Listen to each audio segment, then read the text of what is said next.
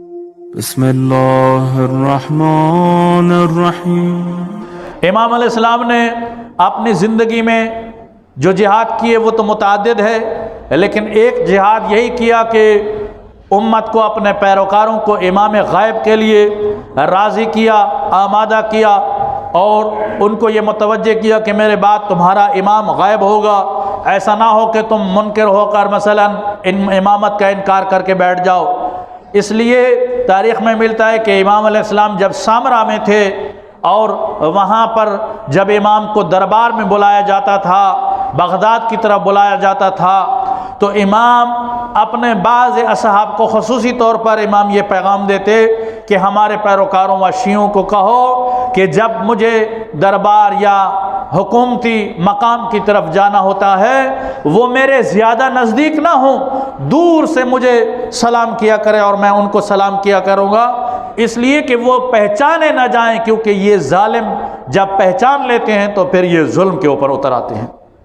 اس طریقے سے امام ان کو آمادہ و تیار کرتے تھے اور غیبت کی طرف جو ہے ان کی رہنمائی کرتے تھے۔ پھر امام علیہ السلام اس غیبت کی طرف رہنمائی کرنے کے ساتھ ساتھ کہ میرے بعد میرا بیٹا ہوگا، وہ غائب ہوگا اور وہ تمہارا امام ہوگا، اس سے وابستہ رہو گے۔ امام نے اپنے خاص اصحاب کو و خاص جو شاگردان تھے، جو علماء تھے، ان کو تربیت بھی کیا، اور خاص طور پر امام علیہ السلام نے اس زمانے میں، چونکہ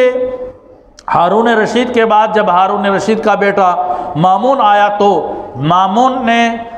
علمی طور پر جو بحث مباحثے اور خاص طور پر عقلی علوم میں جو ہے وہ زیادہ توجہ دی، اور عقلی علوم میں مختلف جگہوں پر مختلف نشستیں جو ہے وہ قائم کرتا تھا، فلسفے میں، منطق میں، اور اسی طرح ریاضی کے حوالے سے جتنے بھی معقولات علوم تھے ان کے حوالے سے ابحاث اور لوگوں کے درمیان، علماء کے درمیان میں مباحثے ہوتے ہیں، اور تعقل کی گفتگو کو شروع کیا۔ اس تعقل انا رویے اور عقل سے کام لینے و عقل کو استعمال کرنے، قوت فکریہ کو ترویج دینے کے حوالے سے امام عسکری علیہ السلام نے بھی کافی کردار ادا کیا ہے۔ امام عسکری نے اپنے زمانے کے لوگوں کو تعقل کی طرف جو ہے متوجہ کیا اور تفکر کی طرف زیادہ متوجہ کیا کہ تم عقل سے کام لو، سوچو اور فکر سے کام لو۔ ایک دفعہ ایک شخص جو ایک فیلسوف کا، امام کے زمانے میں ایک فیلسوف تھا جو منکر خدا تھا، اس کا شاگرد تھا، وہ آیا امام علیہ السلام کے پاس اور آ کر کہا کہ میرا استاد ہے اور وہ خدا کے اس کلام قرآن کا منکر ہے، خدا کا بھی منکر ہے، فیلسوف ہے، قابل ہے لیکن منکر ہے۔ وہ کہتا ہے قرآن میں تضاد موجود ہے، قرآن کی بعض آیات سے ٹکرا جاتی ہیں۔ تو امام علیہ السلام نے فرمایا کہ آپ اس کو دلیلوں کے ذریعے قائل کرو۔ اس نے کہا چونکہ وہ میرا استاد ہے میں اس کو دلیل کے ذریعے سے کیسے قائل کر سکتا ہوں، میری دلیل تو شاید اس کے لیے تام نہیں ہوگی۔ تو امام علیہ السلام نے کہا کہ اچھا تم اس طرح کرو، اس سے جا کر کہو کہ تم اللہ کے کلام میں تضاد کے قائل ہو، کہ خدا کے قرآن میں تضاد موجود ہے۔ اگر اللہ آپ کے پاس آ جائے، متوجہ ہیں، اگر اللہ آپ کے پاس آ جائے اور آ کر آپ کو یہ کہے کہ آپ نے میرے کلام سے جو معنی سمجھا ہے وہ معنی میرا مراد نہیں ہے، میرا مراد جو ہے وہ یہ معنی ہے، تو آپ اپنی بات سنیں گے یا اللہ والی بات سنیں گے؟ اس نے کہا ظاہر سی بات ہے اللہ والی۔ امام علیہ السلام نے کہا پھر وہ آپ کو یہی کہے گا کہ میں اللہ کی بات اس لیے سنوں گا کہ وہ خود یہ کہہ رہا ہے کہ میرا مقصود یا میری مراد یہ ہے، اور جب یہ کہے تو پھر اس کو کہنا کہ جب وہ اپنی مراد کو بہتر سمجھتا ہے تو تم اپنے معنی کے مطابق و اپنی شناخت کے مطابق کیوں کہتے ہو کہ خدا کے کلام میں تضاد موجود ہے؟ جب یہ گیا اس کو دلیل دی تو اس نے کہا کہ یہ جواب جو تو لایا ہے یہ جواب تو تیرا جواب نہیں ہے، یہ کہاں سے لایا ہے؟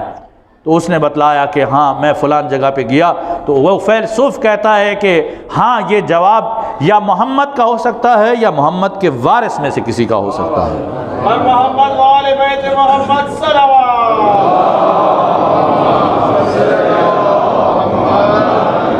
اس طریقے سے امام علیہ السلام نے تعقل اور تفکر کی بات کی اور اس کی طرف متوجہ کیا۔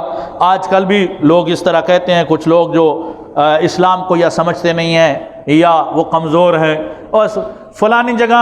علماء میں تضاد موجود ہے، مجتہدین میں تضاد موجود ہے، تقلید ناجائز ہے، اس چیز کو روا نہیں سمجھا جاتا ہے، یہ نہیں کرنی چاہیے، عزیزان گرامی وہ اپنی مراد کو وہی بہتر بیان کر سکتا ہے کہ جس نے بیان کیا ہوتا ہے. کسی کی مراد کو ہم جب بیان کریں گے تو ہم اس کی مراد کو بیان کرنے میں صادق و قطعی نہیں ہو سکتے ہیں، ناقص ہو سکتے ہیں. اللہ تعالی ہمیں اس عظیم ہستی کی سیرت کو سمجھنے اور اپنانے کی توفیق